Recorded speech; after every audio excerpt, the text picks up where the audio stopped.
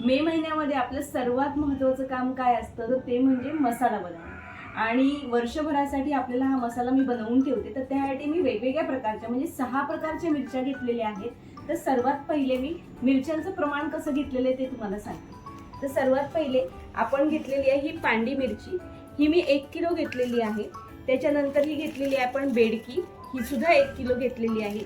ही काश्मीरी, ही सुद्धा 1 किलो घेतलेली. या 3 मिरच्या मी 1 किलोच्या घेतल्या. त्यानंतर ही शंकेश्वरी आहे, ज्याच्यामुळे मसाल्याला छान अशी टेस्ट येते, तर ती पण घेतलेली आहे अर्धा किलो.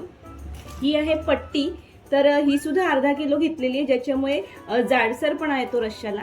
आणि ही आहे लवंगी, जी खूप तिखट असते आणि मसाल्यामध्ये तिखटपणा यावा म्हणून आपण ही मिरची वापरतो. तर ही लवंगी मिरची मी अर्धा किलो घेतलेली आहे.